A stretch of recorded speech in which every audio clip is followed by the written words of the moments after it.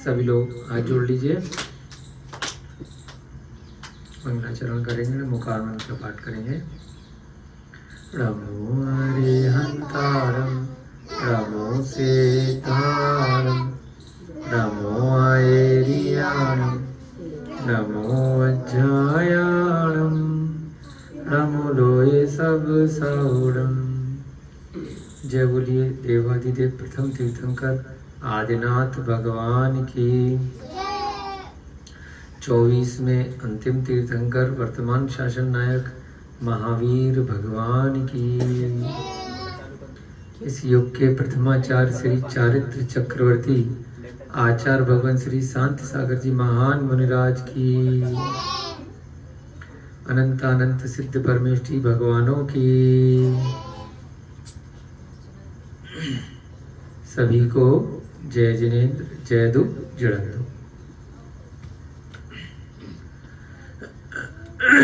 बंधुओं, नन्हे मुन्ने बच्चे, वैसे तो यह विषय छोटे बच्चों की दृष्टि से थोड़ा सा गंभीर है, परंतु यदि आत्मा की दृष्टि से देखा जाए तो छोटे बच्चे भी इस विषय को समझ सकते हैं, इसमें कोई आपत्ति नहीं है। कल हमारी धर्मपत्नी कह रही थी, छोटे बच्चों को क्यों पढ़ाते हो ऐसे विषय, उनकी समझ से ऊपर जाएगा,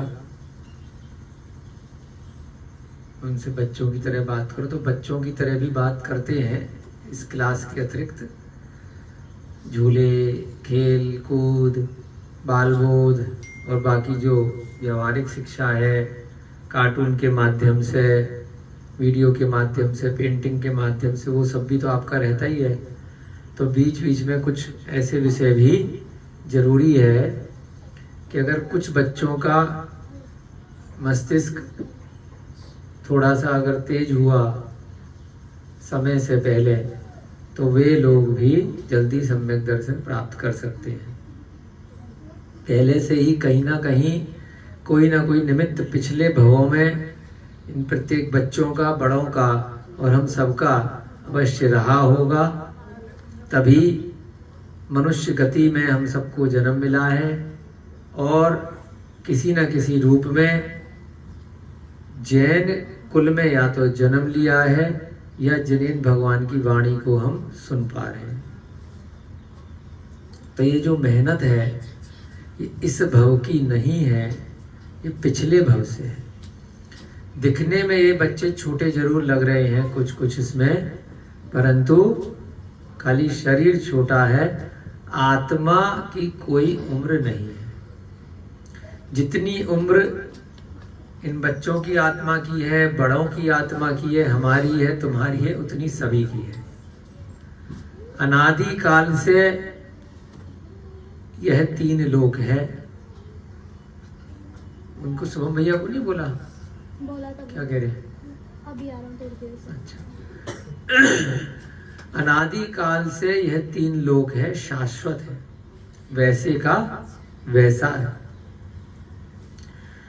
अनादि काल से ही सारी की सारी आत्माएं हैं, सबकी उम्र बराबर है, कोई कम है न ज्यादा है। अभी कोई जल्दी मर जाएगा तो अगले भव में जल्दी पैदा हो जाएगा। आप पीछे पीछे जाओगे तो आप उसके पीछे पीछे पैदा हो जाओगे। मान लीजिए मोर आता, तो छोटे बच्चे हों या अभिषेक जी बैठे हों या कोई ज्यादा उम्र के बैठे हों, चाहे 70 साल का कोई बैठा हो, चाहे 70-80 साल का, 100 साल का, आत्मा की दृष्टि से बिल्कुल ध्यान रखिएगा, कोई भी बड़ा कोई भी छोटा नहीं है। व्यवहार की दृष्टि से उम्र में अनुभव के आधार पर अधिक या कम होती है। कई बार पद के आधार पर, गुणों के आधार पर, चाहे उम्र कम हो, परंतु अगर कोई मुनि महाराज है तो फिर भी अगर मुनि महाराज की उम्र 30 साल की है और किसी गृहस्थ व्यक्ति की उम्र 70 साल 60 साल की है, फिर भी वह गृहस्थ व्यक्ति मुनि महाराज को नमस्कार करता है? नहीं करता? करना चाहिए गुणों के कारण से। तो इसमें कोई आपत्ति नहीं है, दोष नहीं है, क्योंकि उनका पद है, पंच परमेष्ठी में आ गए। भगवान को भी सभी लोग नमस्कार करते हैं। तो यहाँ पर भी प्रसंग ये है कि हमें छोटे बच्चों को ऐसे गंभीर विषय बताने चाहिए नहीं चाहिए। तो छोटे हो या बड़े हो, बड़े बच्चे भी बहुत बार होते हैं, बड़े उम्र के लोग भी होते हैं, थोड़ा सा उनके ऊपर से निकलता है, तब भी तो बैठ सकते हैं ना। और कई बार छोटे बच्चों की अगर बुद्धि का स्तर अच्छा रहा, मति श्रुत ज्ञान अच्छा रहा, तो उसमें कोई आपत्ति तो है नहीं। आचार्य जिनसेन का उदाहरण आता है, 9 वर्ष में तो दीक्षा ले ली थी। इनमें बच्चों में 9 साल से ज्यादा कितने, कौन कौन है? हाथ खड़ा करो। है क्या बेटा? तुम्हारी लड़की जो पीछे पीली वाली में क्या उम्र है तुम्हारी? 11 साल की है ना। और इस लड़की की क्या उम्र है? ये लड़का जो 8 साल है, कोई बात नहीं है ना। 10, 12, 8, 9 हर उम्र के लोग हैं, और बड़े बड़े लोग भी हैं, 40, 42, 45, 50। तो कोई आपत्ति नहीं है। हर प्रकार से, चाहे छोटा हो चाहे बड़ा हो। छोटे छोटे बच्चे वीडियो गेम भी तो खेलते हैं, वो बंदूक वाले आजकल आ गए, इतने सारे वीडियो गेम। टीवी पे भी कार्टून देखते हैं, फिल्में भी देख लेते हैं। अब छोटे बच्चों को फिल्में दिखाने भी तो ले जाते हो, है? मार धाड़, गालियां, प्रेम व्यवहार, यानी क्या क्या उसमें हर तरह की अच्छाई और बुराई उन फिल्मों में रहती है। तो वहां नहीं कहते लोग कि छोटे बच्चों को इतनी मर्डर वाली फिल्में, इतनी अपशब्द वाली ये सब नहीं दिखानी चाहिए, वहां भी तो लेकर के जाते हो। तो अगर धर्म की बातें छोटे बच्चों को अगर सुनाई जा रही हैं, और किसी कारण से यदि कोई भी शब्द उनका भला कर गया, तो इसमें उन्हीं का फायदा है। कई उदाहरण आते हैं कि बचपन में ही जाति स्मरण हो गया, पिछले भव का याद आ गया, उसी घर में पैदा हो गया। पिताजी थे, दादाजी थे, वहीं जाकर के अपने ही पुत्र के पुत्र बन के पैदा हो गए हैं। होता है, बहुत बार उदाहरण आए हैं। उसके बाद क्या हुआ? जाति स्मरण हो गया, उस घर में सारी चीजें देख कर करे, तो मैं अपने बेटे का बेटा बन गया जी। क्या हो गया? मैं तो इस पे हुक्म चलाता था, डंडा लेकर के, अब ये लेके बैठेगा, उठो बैठो, यहाँ जाओ वहां जाओ, है रोहिता जी? हो सकता है आपका जो पुत्र पुत्री है तुम्हारे पिताजी के पिताजी दादाजी रह के चुके हो, है ना। वो के कारण से उसी घर में जन्म हो जाता है। तो उस बेटे ने क्या किया? शुरू से ही मौन व्रत का धारण कर लिया कि गूंगा बन के रहूंगा। सत्य घटना है, पहले भी कभी किसी प्रसंग में आई होगी कि अगर इनको पता चल गया तो मैं अपने बेटे से कैसे डांट खाऊंगा, तो मौन रहूंगा, गूंगा रहूंगा, तो सेवा ही करते रहेंगे, मेरे को खिलाते पिलाते रहेंगे और चक्कर में नहीं पड़ूंगा। पूरे जीवन भर गूंगा बन के रहा। फिर कभी अचानक से वहां पर समोसरण आया और भगवान के समोसरण में पहुंच गए सारा परिवार। तो वहां जाकर के भगवान के सामने पोल खुल गई। लोगों ने ऐसी प्रश्न काल होता है ना, जैसे राजा श्रेणी पूछते हैं, तो प्रश्न पूछा था। वधी ज्ञान और जाति स्मरण किसी ऐसा प्रसंग आया तो बता दिया कि यहाँ जो बैठा है ये बोलता है, लेकिन बचपन से गूंगे का नाटक कर रहा है, ऐसे ऐसे इसका मरण हुआ था और ऐसे ऐसे। तुरंत जो है फिर बोल पड़ा। बहुत लोगों ने उस प्रसंग को देख करके फिर जिन दीक्षा ग्रहण करी कि भैया साक्षात, यहाँ अभी कल भी बताया था ना, चमत्कार को नमस्कार लोग कर रहे, विश्वास हो जाता है। तो हमको थोड़ा सा यहाँ पर सम्यक दर्शन में बस इतना समझना है कि हो सकता है कि हमें चमत्कार नहीं दिखाई दे। यहाँ पर भगवान का समोसरण नहीं लग पाएगा अभी पंचम काल में, केवली भगवान नहीं होंगे, गंधकुटी नहीं होगी, श्रुत केवली भी वर्तमान में नहीं है ना। और बहुत सारे देवी देवता भी स्वर्ग से विमानों से यहाँ पर नहीं आ रहे। हमें बहुत सारी चीजें जो हो सकता है चतुर्थ काल में इससे पहले दिखाई देती हो, वह दिखाई प्रत्यक्ष नहीं होगी। तो केवल हमें यदि परीक्षा करके इन ग्रंथों का अच्छी तरीके से निचोड़ निकाल करके निष्कर्ष निकालना है कि ये सही है या दूसरे मिथ्या ग्रंथ सही हैं, या पान की दुकान पे कोई बोल रहा है या कोई भी आसपास का या सोशल मीडिया पे यहाँ वहाँ या स्कूल कॉलेज की किताबें हैं, कुछ भी किसी भी व्यक्ति के, साधारण व्यक्ति के विचारों में और इन पुस्तकों में जो ये ग्रंथ कहलाते हैं, इनमें सही क्या है या गलत क्या है, इसका निर्णय आपको करना है। उसके बाद यदि आपको इनमें और उन अन्य लोगों की बातों में जो भी रुचिकर लगे, जो भी आपकी परीक्षा में उत्तीर्ण हो, आपको वह मानना है और वही सम्यक दर्शन है। वर्तमान में चमत्कार नहीं हो सकते, भगवान यहाँ नहीं आ सकते, यहाँ तो बस यही किताबें आ सकती हैं। इनको पढ़ के हमें भी हुआ है थोड़ा बहुत, तो हम आपको बता रहे हैं। हमने भी 3 लोग के विषय पे PhD करी है, आप लोगों को पता ही है। बहुत सारे लोग जो ऑनलाइन देख रहे हैं उनके लिए भी तिलोपरणति और अन्य ग्रंथों के आधार से सूर्य, चंद्रमा, ग्रह, नक्षत्र पर गिनत तारे, ज्योतिर्लिंग, इन सब के ऊपर वर्तमान विज्ञान से तुलनात्मक अध्ययन पे हमने पिछले वर्ष PhD अपनी कंप्लीट करी है, डॉक्टरेट की उपाधि। तो हमने भी उस PhD के लिए बहुत सारे वर्तमान वैज्ञानिकों के ग्रंथों से आधार से पढ़ा, और इन ग्रंथों में जो जिनेन्द्र भगवान की वाणी पूर्वाचार्यों ने निबंध करके यहाँ पे ग्रंथों में लिखी है, प्राकृत भाषा में, संस्कृत भाषा में, उसका अध्ययन करके गुणा भाग, गणित के सूत्र, विज्ञान के सूत्र लगा के चीजें समझी। तो जब कंपैरेटिव स्टडी करी, तुलनात्मक अध्ययन किया, तो हमारे समझ में आ गया कि वर्तमान के जितने भी वैज्ञानिक हैं, जितने भी उदाहरण हैं, वो एक विचारक हैं। हर जगह उसमें लिखा रहता है इन माई ओपिनियन, मेरे विचार से ऐसा लगता है, आई थिंक। चाहे वो गैलीलियो रहे हो, चाहे आइंस्टीन रहे हो, चाहे स्टीफन हॉकिंस इस युग में बड़े फेमस रहे वैज्ञानिकों में, जो इस अंतरिक्ष विज्ञान में, ऐसे बहुत सारे सैकड़ों वैज्ञानिकों के नाम आए जिनकी पुस्तकें या जिनका आधार हमें पुस्तकों के माध्यम से, इंटरनेट पे से डाउनलोड करके और यहाँ वहाँ से किताबों से हमने पढ़ा, तो किसी भी निष्कर्ष पे नहीं पहुंचे थे। केवल एक विचार था, अपने अनुभव के आधार पर, अपने लॉजिक के आधार पर, अपने थॉट प्रोसेस पे सुन करके, किसी ने लेखन कार्य से किया, किसी ने कह करके किया, किसी ने कॉलेज में पढ़ाया, किसी ने पुस्तकें बनाई, और कई जो वैज्ञानिक हैं वह सरकार द्वारा स्पॉन्सर रहे, है ना।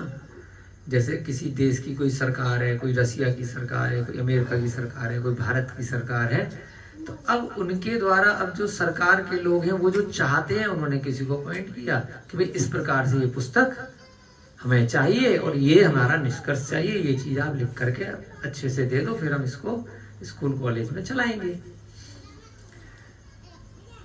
तो बहुत बार बहुत पुस्तकें स्टेट स्पॉन्सर्ड कहलाती हैं, गवर्नमेंट स्पॉन्सर कहलाती हैं। उदाहरण के तौर पर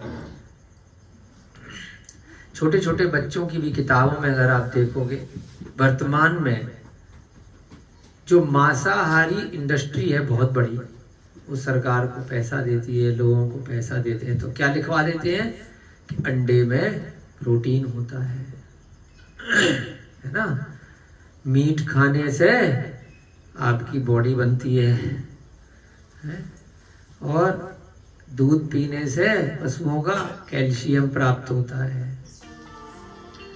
ना। बहुत सारी ऐसी चीजें आपको जो पशु हिंसा से प्राप्त होती है, वह सब चीजें पुस्तकों में डाल दी जाती हैं, क्योंकि उससे एक बहुत बड़ी इंडस्ट्री को धन की प्राप्ति होती है किसी न किसी रूप में।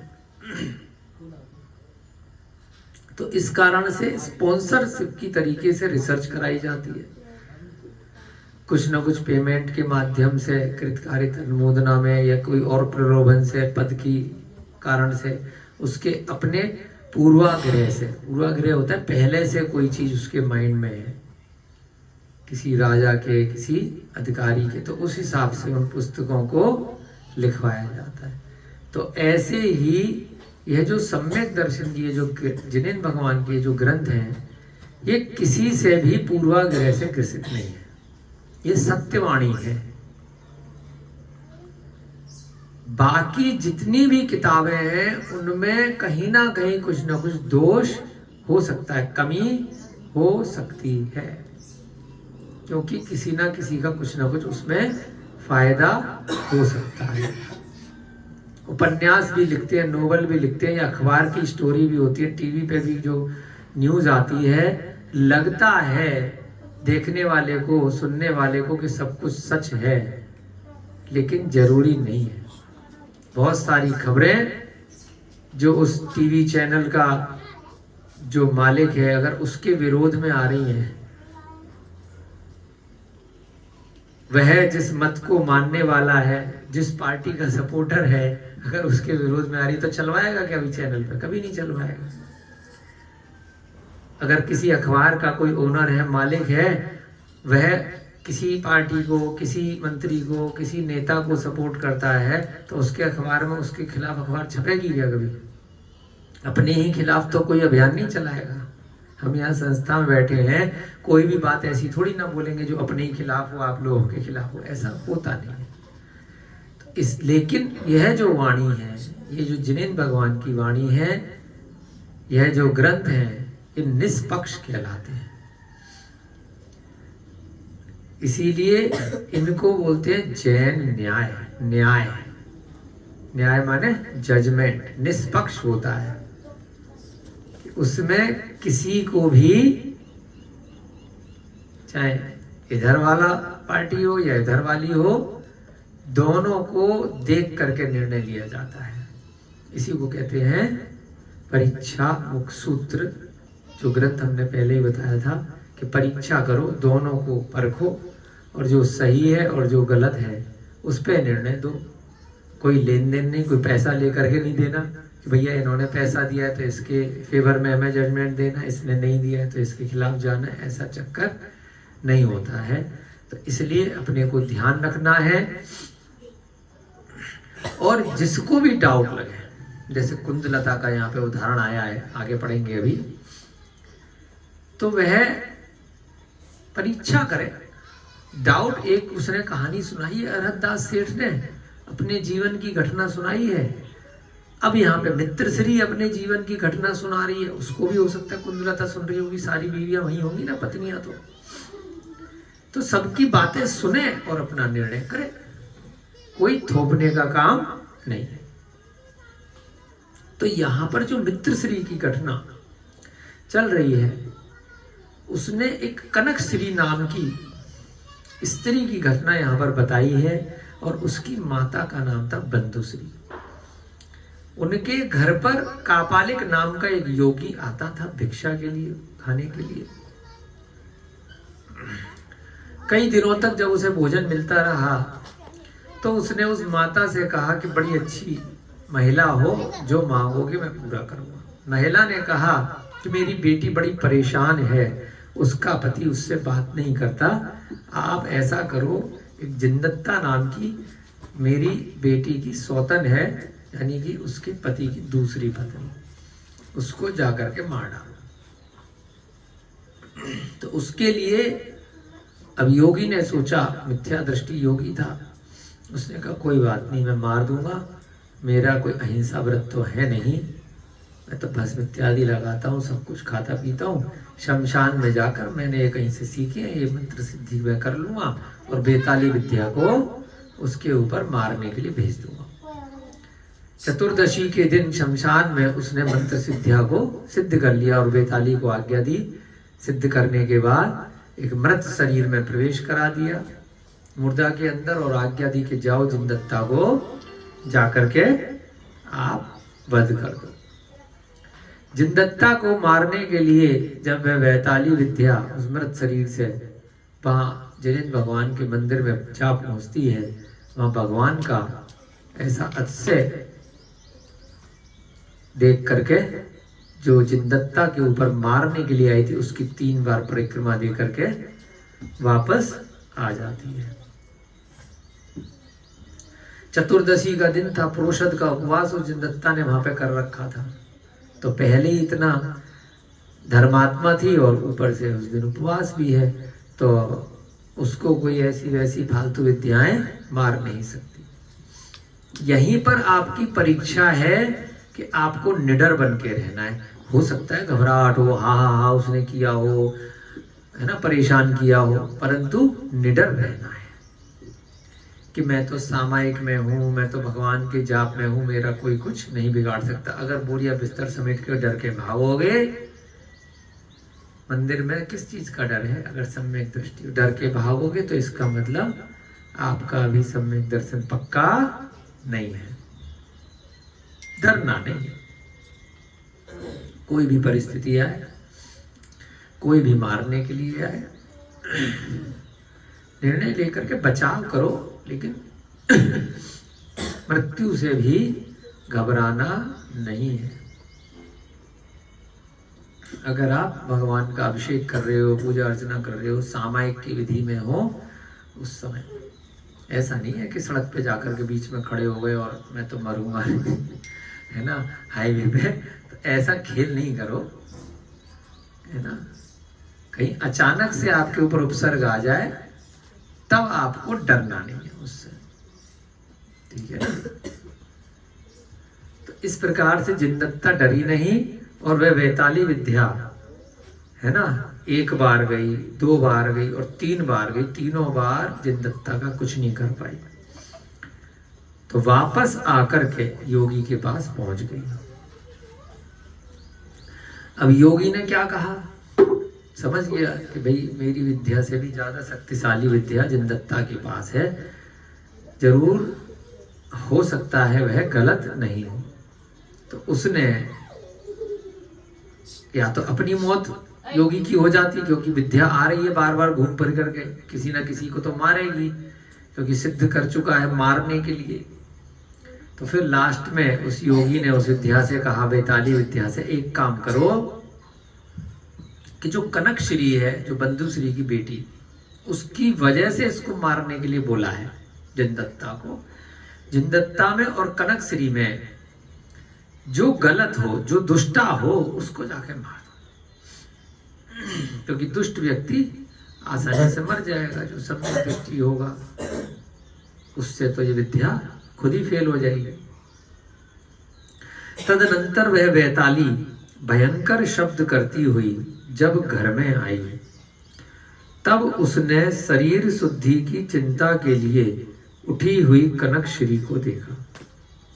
अब जिनदत्ता के पास से तो 3 बार वो आई थी, अब वह कनक श्री के पास गई। कौन? जो वैताली विद्या थी, किसमें थी? मृत शरीर में थी। तो वो चाहे उड़ करके जाए या चल करके जाए, जैसी भी उसके पास सिद्धि होगी, तो कहाँ पहुंच गई? कनक श्री के घर। वहां पर वह शरीर शुद्धि के लिए उठी थी मतलब सो करके उठी थी नहाने धोने के लिए। पश्चात कापालिक की आज्ञा का स्मरण कर तथा शुद्ध सम्यक तप और शील आदि गुणों से युक्त देव और गुरु की भक्त जिनदत्ता का पराभव करने में अपने आप को असमर्थ जानकर उस विद्या ने प्रमाद युक्त कनक श्री को तलवार से मार डाला। आपको कल भी बताया था ना, ये व्यंतर वगैरह बेचारे गुलाम होते हैं, फंस जाते हैं। तो ये उस बेचारे उसने सिद्ध कर लिया, तो अब उसकी गुलाम हो गई विद्या, जो हुक्म मेरे आका। तो अब वो ना चाह करके भी आज्ञा का पालन, अच्छा या बुरा हो, उसे करना पड़ेगा। तो वैताली विद्या किसको नहीं मार पा रही थी? शील आदि गुणों से युक्त। शील गुण था किसके अंदर?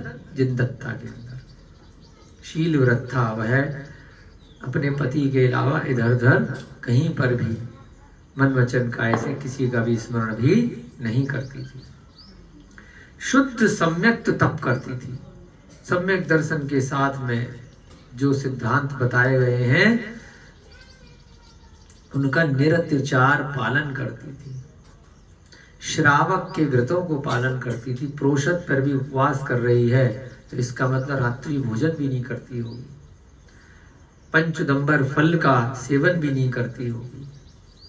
मधु मांस मदिरा का भी सेवन नहीं करती होगी। बाहर के खाने का भी त्याग होगा। मर्यादा सहित खाना ही खाती होगी। जिस भोजन में किसी भी प्रकार से जीवों की उत्पत्ति हो, बाहर का पिसा हुआ आटा दाल चावल बनी हुई, उनका भोजन नहीं करती होगी। श्रावक होगी। चारित्र का पालन कर रही है। अणुव्रतों का पालन कर रही है। इसलिए उसके ऊपर विपत्ति आना इतना आसान नहीं है। थोड़े बहुत तो कष्ट ग्रस्त जीवन में आएंगे। इस भवसागर में दुख ना होता तो फिर इस रण में आता क्यों, है ना। बहुत मोक्षगामी जीव रहे हैं, उनको भी दुख आया है। राम जी को भी कितना दुख आया, हनुमान जी को भी दुख आया उसी भव से जबकि मोक्ष गए। हनुमान की माता अंजना को भी कितना दुख आया कि जंगल में जाकर के हनुमान जी को गुफा में जन्म देना पड़ा। तो ऐसा नहीं है कि मोक्षगामी हो तो दुख नहीं आएगा। अगर दुख नहीं आएगा तो तपस्या करोगे ही क्यों, फिर तो सुख सुख में ही लगे रहोगे। इतना सुख है संसार में तो यही मोक्ष है, तो काहे के लिए इतनी मेहनत करें। तो इसलिए ये थोड़े बहुत दुख अपने ऊपर भी आते हैं, हमारे ऊपर, आप सबके ऊपर, या संस्था में या पर्सनली। तो उनको दुखों को ये नहीं सोचना है कि बस मेरे से ज्यादा दुखी इस संसार में कोई नहीं है। आपसे ज्यादा और हमसे ज्यादा सुखी इस संसार में कोई नहीं है। कारण क्योंकि हमारे पास माँ है। कौन सी माँ है? जिनवाणी माँ। अमिताभ बच्चन वाली माँ नहीं, पिक्चर आई थी दीवार, उसमें हमारे पास माँ है, तुम्हारे पास रुपया पैसा हीरे जवाहरात घोड़ा गाड़ी सब है ना। तो हमारे पास क्या है? माँ। और हमारे पास क्या है? जिनवाणी माँ। तो इसलिए हमसे ज्यादा भाग्यशाली कोई भी नहीं है। तो हमें दुखी नहीं समझना है। सांसारिक रूप से तो सब दुखी, विषय वासनाओं में, रोगों में, इच्छाओं की तृप्ति नहीं हो रही है ना। कुछ ना कुछ कमी, सेटिस्फाई तो कोई भी नहीं है। एक चीज मिली दूसरी चीज की जरूरत है। तो इसलिए हम सब बहुत बहुत बहुत भाग्यशाली हैं कि पंचम काल में ये ग्रंथों का आश्रय हमें मिल गया। इससे हम, कल भी बताया था, डूबते को तिनके का सहारा, इसको पकड़ करके निकल जाओगे इस संसार समुद्र से। यह नाव के समान है, ये पानी का जहाज है जो आपको डूबने से बचाएगा। इसमें बैठ जाओ और कहीं भी पहुंच जाओगे। कागज की भी नाव अगर नदी में होती है, उस पे अगर चिड़िया बैठ गई या चींटी बैठ गई नदी के अंदर, कहीं से पेड़ पे से, कहीं से ऊपर से चींटी गिरी और कागज की नाव में बैठ गई, धीरे धीरे धीरे धीरे करके हो सकता है वो किनारे पहुंच जाएगी। तो ऐसे ही कोई तिनका भी उसे मिल गया, कोई लकड़ी का टुकड़ा भी मिल गया, तो हम वो चींटी मान लो या चिड़िया मान लो। इतने बड़े संसार के दावानल में, इतने बड़े संसार समुद्र में तो दुखी नहीं होना है। अभिषेक जी, जितने भी लोग हैं ना, विनय जी, आप लोग, हम सब लोग, कि लोन ले लिया या घर में कोई परेशानी है, व्यापार में कोई परेशानी है, किसी का लेन देन है, कोई रोग हो गया, बहुत सारी समस्याएं हैं, लेकिन ये नहीं मानना है। बहुत बार लोग कहते हैं कि मैंने क्या बिगाड़ा था। मुझे तो ऐसा लग रहा है कि पूरे संसार में सबसे ज्यादा विपत्ति और आपत्ति सिर्फ मुझे ही है। हर व्यक्ति ये सोच रहा है। सच्चाई बता रहा हूं मैं आपको।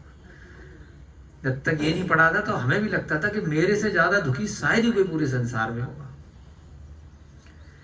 फिर चिंतन करके जब घर में पत्नी को देखा, बच्चे को देखा, माँ, वो भी यही सोच रहे हैं, दोस्त को देखा वो भी यही सोच रहा है, दुश्मन को देखा तो वो भी यही सोच रहा है, काम करने वाले लोगों को देखा वो भी यही सोच रहा है, जिनसे व्यापार कर रहे, हर आदमी यही सोच रहा है कि मुझसे ज्यादा दुखी कोई नहीं है संसार में, बस मेरे ऊपर ही दुखों का पहाड़ टूट पड़ा है, बाकी सारे सुखी हैं।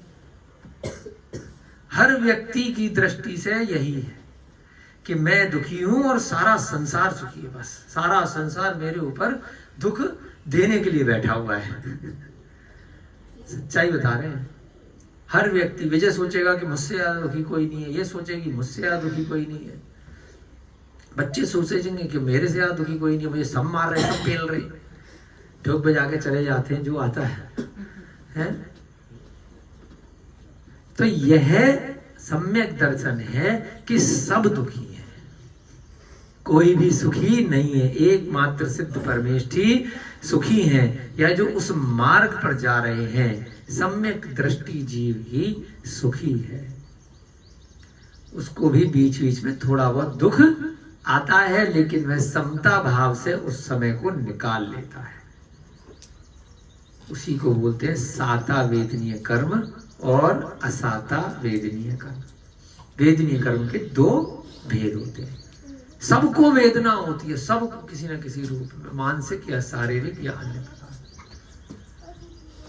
उस वेदना को अपने कर्मों का उदय मान करके उस समय को निकाल दिया तो साता वेदनी, नहीं निकाला परेशान रहे, कैसे निकलेगा, कैसे निकलेगा, कैसे होगा, कैसे होगा, हाय रे हाय रे हाय रे, मुझसे ज्यादा दुखी कोई नहीं है, तो वह उस समय भी दुखी रहेगा और बाद में भी दुख का उदय दोबारा दुख से आएगा।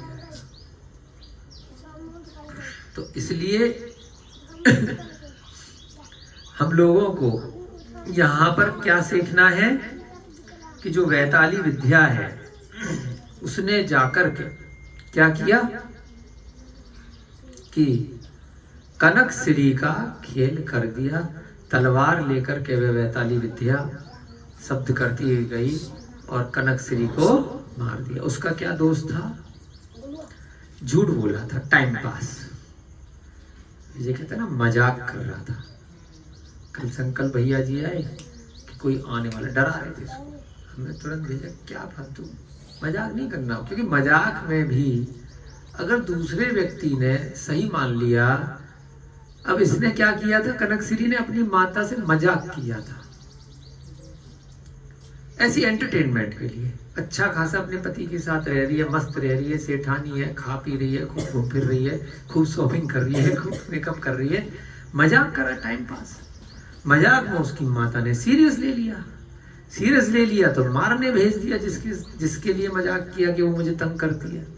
अब विनय भैया ने कहा भैया विजय मुझे तंग करता है, किसी के साथ कंप्लेंट कर दी, टाइम पास। वो आकर के इसको मारने भेजा गया, तो दोष किसको लगेगा?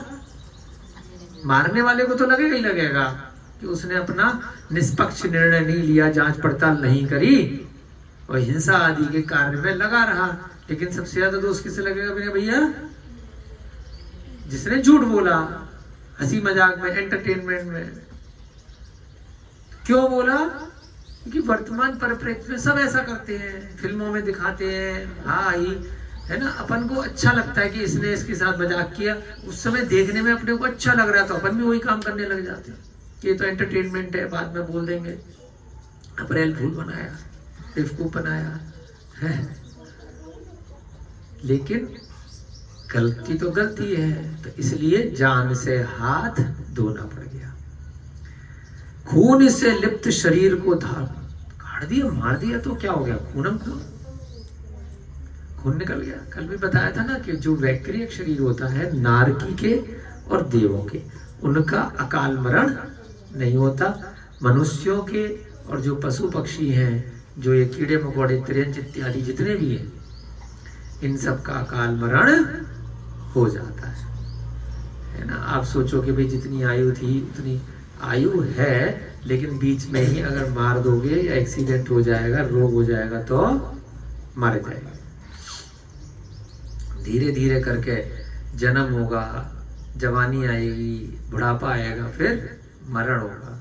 धीरे धीरे करके अगर होगी कोई चीज तो वो नॉर्मल है ना। पहले बढ़ रहा है शरीर और फिर धीरे धीरे घट रहा है। बीच में ही युवावस्था में, बचपन की अवस्था में या पूरी तरह से अभी मरण स्थिति नहीं आई थी, अचानक से हार्ट अटैक पड़ गया, रुक गए, बहुत सारी चीजें हो गई, एक्सीडेंट हो गया, गंभीर रोग हो गया, किसी ने मार दिया, तो अकाल मरण होता है।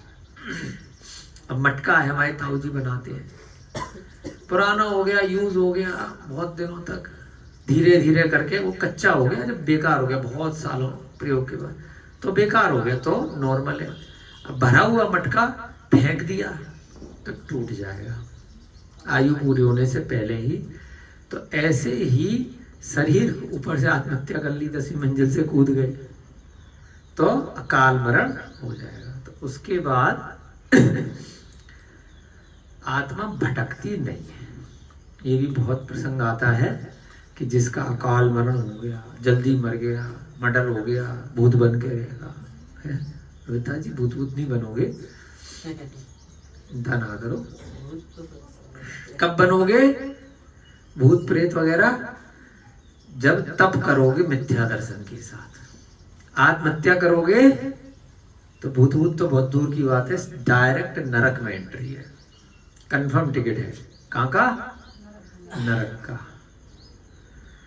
बहुत रेयर ऐसा होगा आत्महत्या के बाद कि त्रियंच गति या मनुष्य गति मिल सकती है। कभी ऐसा कोई पिछले जो आयु निकल चुकी है उसमें बहुत ज्यादा कोई पुण्य कर रखा है, गलती से आत्महत्या हो गई, एक आधा उदाहरण ऐसा बहुत रेयर हो सकता है एक्सट्रीम केस में। अन्यथा शास्त्रों में आया है कि आत्महत्या करने वाला जीव नियम से नरक जाता है और उसके परिवार वालों को 6 महीने का सूतक लगता है।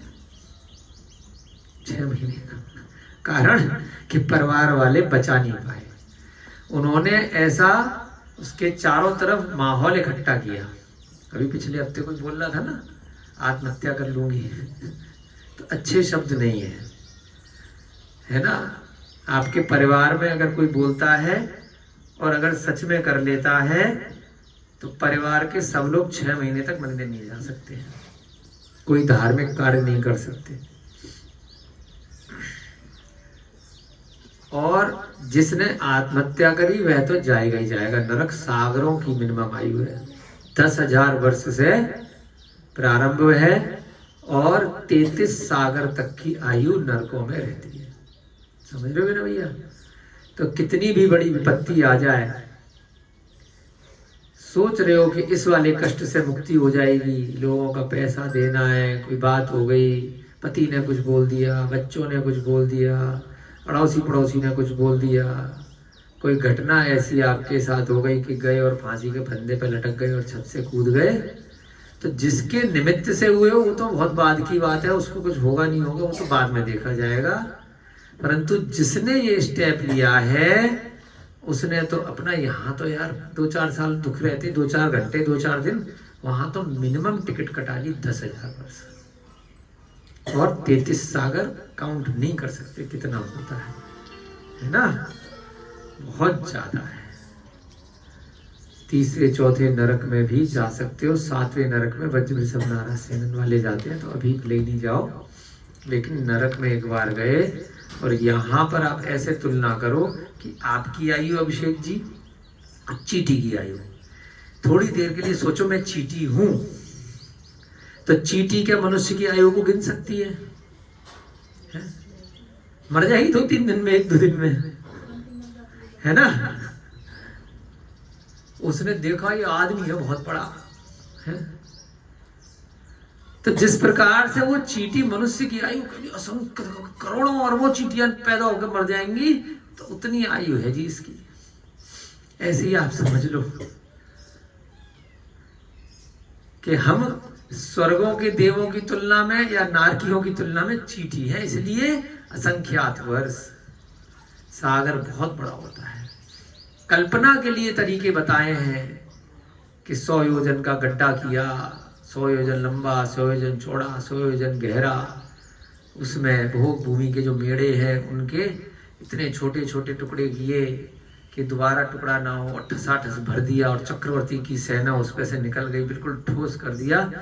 और 100 वर्ष बाद एक बाल का टुकड़ा निकाला बिल्कुल।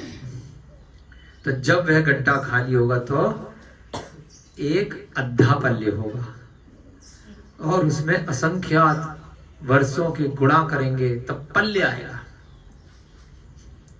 अद्धा पल्ले से भी ज्यादा पल्ले, और पल्ले के बाद भी 10 कोड़ा कोड़ी पल्ले का एक सागर होगा।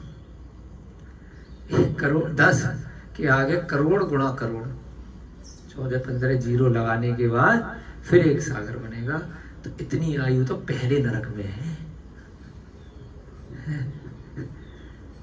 तो इसलिए बिल्कुल भी पंगे नहीं लेने हैं, कोई भी ऐसा गलत कार्य नहीं करना है। वो सब कौन, जिसको नहीं जानकारी है, खाए खूब मांस, खूब पिए शराब, खूब खाए शहद। केवल जीव हिंसा करने वाला ही नहीं, शहद खाने वाला भी सब जाएंगे, मांस खाने वाले भी, कषाय करने वाले भी। तो इसलिए बहुत ध्यान रखना है। कई बार लोग कहते हैं कि भाई स्वर्गों में एंट्री केवल जैनियों की रहेगी। क्या जैनियों की नहीं रहेगी, जो जिनेंद्र भगवान की वाणी को मानेंगे उनकी रहेगी, है ना। अच्छी जगह वही जाएगा जो साफ सुथरा होगा। जो गंदगी से निकल कर गए, नालों में रहता हुआ, शराब पीता हुआ अगर अच्छी जगह जाएगा तो वहां जाकर के फिर सब गंदगी नहीं फैला देगा, है ना। छटे हुए लोग ही तो जाएंगे। आपके घर परिवार में आप सफाई चाहते हो, हर एक किसी को थोड़ी घुसा लोगे। तो ऐसे ही वहां स्वर्गों में अच्छे अच्छे लोग जाएंगे, जो पीछे से अच्छे कर्म करके आए हैं, साफ सुथरे, है ना, नहा धो करके आए होंगे। तभी एक जगह जाके बैठोगे ना सभा में, गंदगी वालों की सभा अलग है, नालों में जाओ पड़े रहो। तो ऐसे ही नरकों में तो नालों से भी ज्यादा बुरी स्थिति है, स्वर्गों में यहाँ मनुष्य गति से ज्यादा अच्छी स्थिति है। तो यहाँ पर आप समझिए जो प्रसंग बता रहे हैं, कनक सिंह ने क्या गलती करी। पढ़ने को तो आप पढ़ सकते हो, इतनी देर से क्यों समझा रहे कि हमें टाइम पास के लिए भी ऐसा काम नहीं करना, किसी से ऐसा मजाक नहीं करना है। सब लोग ये किताब दे दूंगा, 10 दिन में पढ़ लेंगे, 15 दिन में पढ़ लेंगे, कोई बहुत बड़ी बात नहीं है ना। खूब वीडियो पे सारे लोग वीडियो देखते हैं, खूब आती है ऐसे ऐसे कर करके घंटों घंटों की, पूरे दिन संग का समाधान खूब टीवी पे आता है। हम अपन, लेकिन टीवी पे आता है तो हमारा स्वाध्याय नहीं हो रहा। जो प्रत्यक्ष होता है तो वहां पे अलग विचार चलती है। हमारा भी स्वाध्याय हो जाता है आप सबके निमित्त से, और थोड़ा बहुत आप लोगों का भी हो जाता है। तो रेगुलर जब नित्य प्रति ये रूटीन रहता है, जैसे रोटी खाना रोज जरूरी है, भले ही रोज आपने, है ना, मलमूत्र के माध्यम से निकाल दिए, एक दिन रोटी खाओगे और 1-2 महीने तक हर एक किसी का काम तो नहीं चलेगा, किसी किसी का चल जाएगा। प्रसन्न सागर महाराज जैसों का आज मिलकर के आए, 4 दिन उपवास 1 आहार, 4 उपवास 1 आहार, और इतने फिट अभी दर्शन करके आ रहे हैं। शिव जी हैं, 4था उपवास था आज, लग ही नहीं रहा था ना। तो हर एक कोई नहीं होता ऐसा सिंह निष्क्रिय उपवास करने वाला, है ना। इस प्रकार से हाँ लिखा है उनको। हाँ, तो उपवास का नाम है। 15 तक जाता है, 30 तक जाता है मासोपवासी तक, फिर 30, 29, 28 ऐसे करके उपवास, फिर 1 आहार। हाँ, तो हर एक कोई नहीं होते। साधारण तौर पे हम सब गृहस्थ क्या होते हैं, खाया जैसे अगले दिन फिर पेट खाली हो गया, फिर भूख लग रही है। इसलिए नित्य प्रति स्वाध्याय भी जरूरी है, क्योंकि एक दिन खाया, एक दिन सुना, अगले दिन भूल जाओ। तो जैसे भोजन जरूरी है वैसे ये भी जरूरी है। अरे किया तो था 1 महीने पहले स्वाध्याय, सुने तो थे प्रवचन, सुने तो थी कहानी, तो 1 महीने से खाना नहीं खाया था क्या? क्यों रवि खान जी, रोज खाना 3-3, 4-4 बार चाहिए, है ना। रोज सब चीजें चाहिए, हर चीज। रोज नहाते भी हो, रोज खाते भी हो, रोज और फोन पे भी बातें करते हो, सब चीजें जब नित्य प्रति चाहिए तो ये स्वाध्याय नित्य प्रति क्यों नहीं चाहिए? क्यों चाहिए हमें? जिससे कि अगर भटक रहा होगा मन, यहाँ वहां जाएगा, तो 1 घंटा आधा घंटा स्वाध्याय सुन के या पढ़ करके एकाग्र चित्त हो जाएगा। जो गलतियां करी होंगी उनके लिए, अरे यार ये काम गलत हो गया। तो यहाँ कनक श्री की कहानी से जितने भी लोग यहाँ बैठे, जितने भी लोग वीडियो में देख रहे हैं, अगर उन्होंने इस प्रकार की मायाचारी कभी किसी से कर दी हो अपने भूतकाल में, जो कनक श्री ने कर गए, है ना। गूंज रही भैया, आवाज से जा रही है, छेड़ो मत। क्यों छेड़ दिया इसको? पीछे देखिए बेटा, इसको ना चार्ज पे लगा के नहीं रखते, बैटरी खराब हो जाएगी इसकी। लगा दो बेटा, है ना। अभी तो लगा दिया। हाँ लगा दिया ना, ठीक है चार्ज पे लगा के रखते हैं। ठीक। तो कनक श्री की कहानी से यहाँ जितने लोग बैठे हैं, बेटा गूंज रही आवाज, बिल्कुल सही आ रही थी पहले। ऐसी तो आ रही थी। विजय सही करना आवाज। हेलो, हाँ ठीक है। तो इतनी देर से 15 मिनट से आपको इसलिए समझा रहे हैं कि हमें नहीं मालूम आप में से किसी ने अपने आस पड़ोस में, घर परिवार में, मित्र में, कहीं दुकानदारी में, किसी भी कार्य में, किसी यारी दोस्ती में अगर इस प्रकार की मायाचारी कर दी है तो ध्यान रखिएगा, एक कापालिक टाइप का योगी हो सकता है कहीं बैठ करके आपके लिए तंत्र विद्या कर रहा हो और मारने भले किसी और को भेज रहा हो, कहीं लौट करके आप पर ना आ जाए। तो इसलिए जिसको भी झूठा बोला है, भड़काया है, कभी भी 1 साल पहले, 2 साल पहले, 10 साल पहले, या बोलने वाले हो, करने वाले हो, तो भविष्य में जितनी आयु बची है सावधान हो जाओ, हमेशा हमेशा के लिए। इसको ध्यान रखना, जितना भी आयु कर्म बचा है उस समय कि मुझे ये कार्य नहीं करना है, क्योंकि अगर मेरी वजह से किसी और ने किसी और को दंड करने के लिए कोई निर्णय ले लिया और वहां उसे दंडित नहीं कर पाया तो घूम फिर करके मेरा ही काम तमाम होगा। अब खून से लिप्त शरीर को धारण करने वाली वह विद्या शमशान में कापालिक के आगे खाकर खड़ी हो गई। अब तलवार से किसी को मारेगा कोई तो छींटे तो आएगी। अब मृत शरीर में वह वैताली विद्या थी तो छींटे आ गई उसके ऊपर। अब वापिस कहाँ पहुंची? शमशान में जाकर के पहुंच गई कापालिक के पास कि मैंने तुम्हारा काम कर दिया, शाबाशी दो, गिफ्ट दो, मेरा इनाम। योगी ने उसका विसर्जन किया जिससे वह अपने स्थान पर चली गई। जैसे अपन पूजा में विसर्जन करते हैं ना, जाएं अपने अपने स्थान, तो ऐसे ही जो भी उस तंत्र की विद्या रही हो कि भैया अब ये सबको परेशान करेगी, अब मेरा काम हो गया, अब विद्या तो अपने स्थान पर है जहां से आई है। कापालिक भी अपने स्थान पर चला गया। ये काम करके कापालिक भी चला गया कि भाई बंधुश्री ने जो भी कहा इसका मतलब झूठ कहा।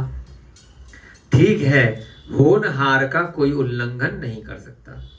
जो होना होता है वही, होनहार माने जो होना होता है वही होता है। जो गलत होता है अंत में सजा उसी को मिलती है। अगर आप सही हैं तो आप आगे अच्छे से रहेंगे, अगर आप गलत हैं तो आपको उसकी सजा मिलेगी ही मिलेगी।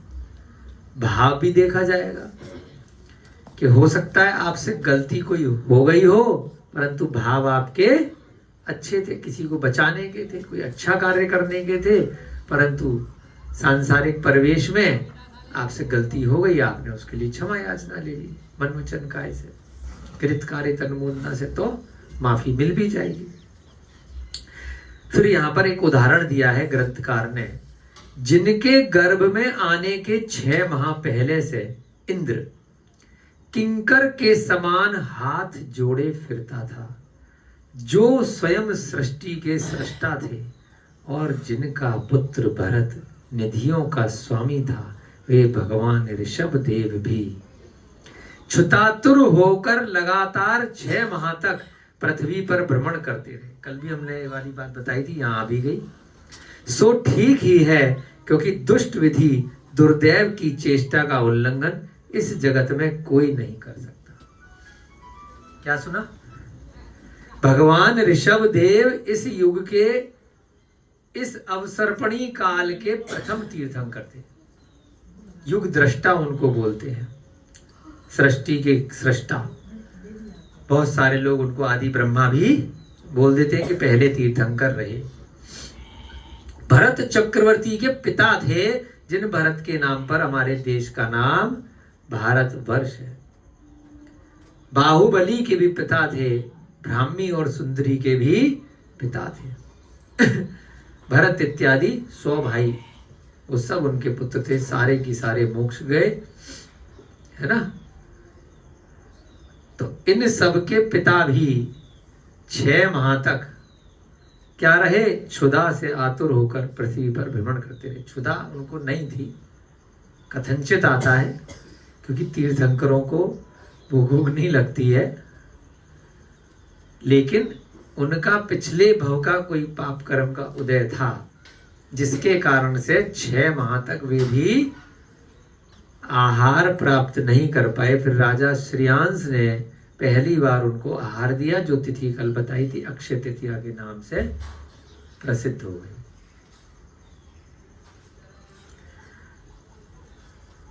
दुष्ट विधि दुर्दैव की चेष्टा का उल्लंघन इस जगत में कोई नहीं कर सकता। तो यहां इसलिए ये उदाहरण दिया है कि इस संसार में किसी से कोई गलती हुई हो, उसकी सजा उसे मिलेगी ही मिलेगी, चाहे वो है उस भव से मोक्ष ही क्यों नहीं जाने वाला हो। राम जी को भी कितने वर्षों तक वनवास में भटकना पड़ा। सीता देवी को भी जंगल में जाकर के कितना रुदन करनी पड़ा, अग्नि परीक्षा देनी पड़ी, अग्नि में बैठाई गई। लवकुश जैसे जीवों का जो उस भव से मोक्ष जाने वाले हैं, उनको भी अपने पिता के घर न होकर के किसी अज्ञात घर में जन्म लेना पड़ा। हनुमान जी का भी जन्म जंगल में जाकर के गुफा में हो रहा है। मोक्षगामी जीव भी या उसके माता पिता भी, चतुर्थ काल के उदाहरणों में भी, तीर्थंकरों के परिवारों में जन्म लेने के बाद भी जो पूर्व पर्याय के जो पाप कर्म हैं, वह किसी न किसी रूप में उदय आते ही आते हैं। परंतु जो अच्छे जीव हैं, जो सम्यक दृष्टि जीव हैं, वे उन कर्मों को शांति से निकाल लेते हैं, समता परिणामों के साथ में। प्रातः काल संतुष्ट चित्त से युक्त बंधुश्री अपनी पुत्री के पास गई। अगले दिन क्या हुआ, जो बंधुश्री थी, किसकी मां, कनक श्री की मां, वह अपनी पुत्री के पास गई मिलने के लिए। समझ गए ना कौन है कनक श्री, जो मर चुकी है। बंधुश्री जिसने उस योगी को भेजा था। शैया पर खंडित शरीर वाली पुत्री को देखकर रोती हुई राजा के पास गई। कितनी देर, कितनी क्लास चालू हुई थी आज? चलो 5-10 मिनट और लगाते हैं, फिर बच्चों को छोड़ देंगे, है ना। हाँ, थोड़ा लेट हुई थी। अब वहां पर उसने देखा कि मेरी पुत्री तो छत्र शरीर है, तलवार से किसी ने मार दिया है। अब समझ में नहीं आ रहा किसने मारा है। उसके माइंड में क्या है, अभी तक उसे पता नहीं है कि कनक श्री ने मजाक किया था। उसके माइंड में क्या है कि कनक श्री ने सच बोला था और मैंने विद्या को, मतलब उसने भेजा था कापालिक ने। शैया पर खंडित शरीर देखा अपनी पुत्री का, फिर से मोह। अब कहां पहुंची, राजा के पास। राजा ने उससे पूछा, हे भद्रे, तुम इस प्रकार क्यों रो रही हो? रोते रोते राजा जी मेरी बेटी मर गई, मेरी बेटी मर गई। पहले पुलिस थाने में FIR नहीं कराते थे, है ना, 100 नंबर पे फोन नहीं करते थे पहले, ठीक है। पिताजी बढ़िया संदेश देते थे, पिताजी जाग जाओ, अरे जाग जाओ, अरे जाग जाओ भाई साहब, पिताजी जाग जाओ, है ना, इतनी गहरी नींद। तो पहले क्या होता था, निर्णय जल्दी हो जाता था। जैसे यहाँ गांवों में भी कई बार पहले सरपंच इत्यादि रहते थे, तो पुलिस वाले अब आजकल हो गए हैं, तो सीधे राजा के पास पहुंची। राजा ने कहा, क्यों रो रही हो? उसने कहा, हे देव, मेरी पुत्री कनक श्री को उसकी सौत जिनदत्ता ने मार डाला है। बताओ, कहानी में नया ट्विस्ट आ गया। ये नहीं कह रही है कापालिक ने मार दिया, उसकी विद्या ने मार दिया। अभी भी उसके दिमाग में वही चल रहा है कि जिनदत्ता ने मार दिया होगा। अब राजा को जाके कंप्लेंट कर दी।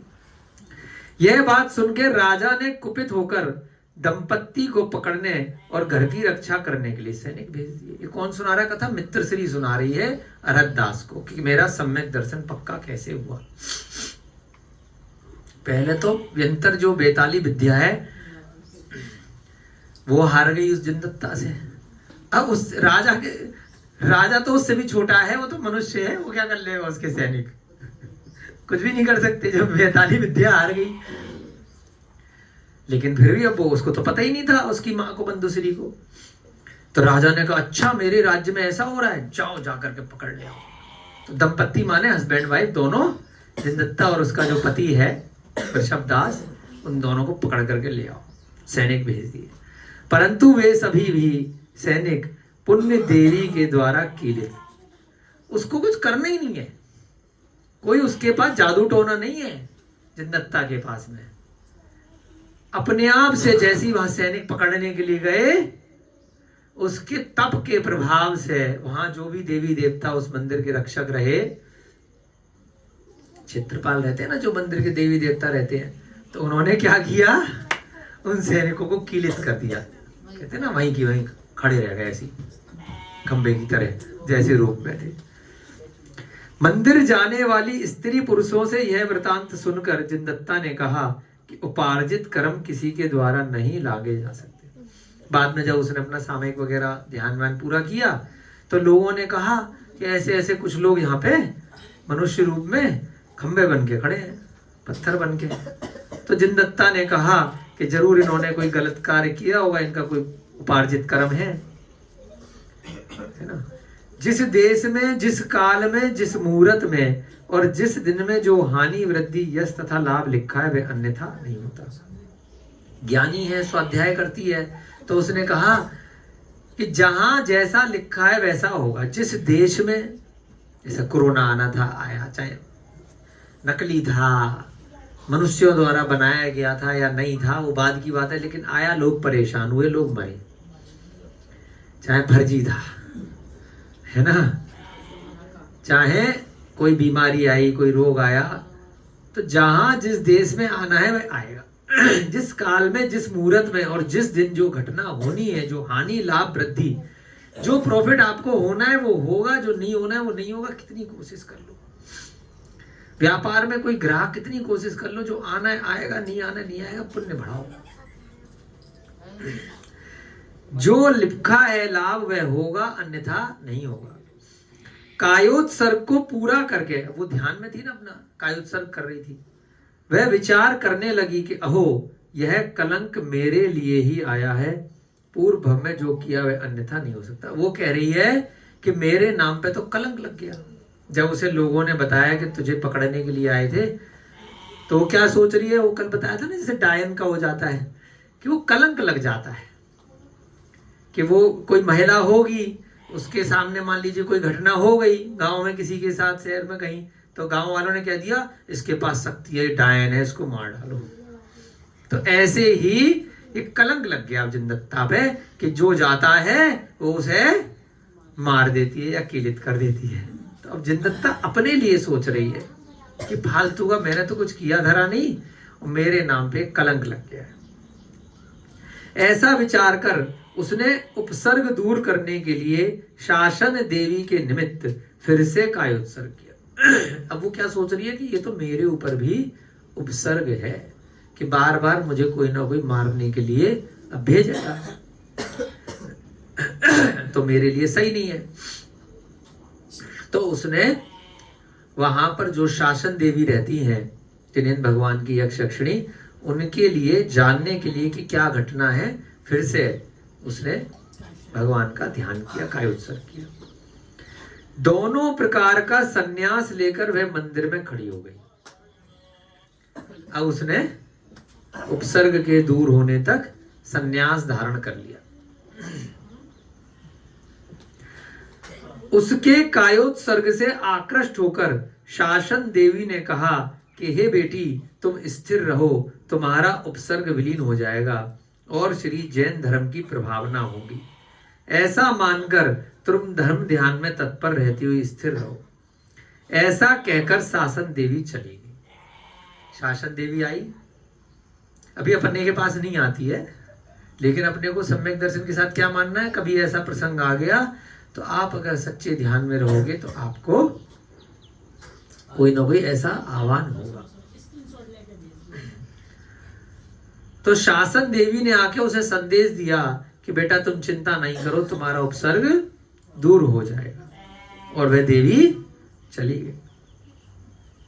जिनदत्ता भी नमस्कार मंत्र का बार बार उच्चारण करती हुई समाधि का नियम लेकर खड़ी रही कि भाई जब तक ये उपसर्ग दूर नहीं होगा तो मैं इसी अवस्था में समाधि धारण करूंगी। अब हम आपका समय हो रहा है, कल देखेंगे क्या होता है जिनदत्ता का, है ना। कई सारी चीजें इस ग्रंथ में आ रही हैं, तो हमें ध्यान रखना है बहुत अच्छे से कि कभी आपके साथ हो जाए और फिर आप ऐसा प्रसंग करो और कभी देवी देवता आपको दिखाई दे तो हमें आके बता देना कि ऐसा हुआ और हमें पंचम काल में दिखाई देगा। लेकिन उसके लिए आपको बहुत पक्का सम्यक दर्शन करना पड़ेगा, है ना। जो किस्से कहानियों से थोड़ा ऊपर रहेगा, कोई विपत्ति आई या कोई ऐसी चीज आई, उसमें आपको निडर बन के रहना, इन बच्चों को भी बड़ों को भी, है ना। आपका समय हो रहा है, आगे की कथा आगे जारी रखेंगे और आज नियम लेंगे कि किसी से भी हंसी मजाक में भी, टाइम पास में भी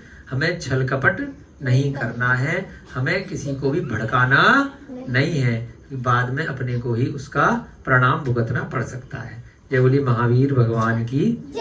सभी को जय जिनेन्द्र, जय दू जुड़ंदो।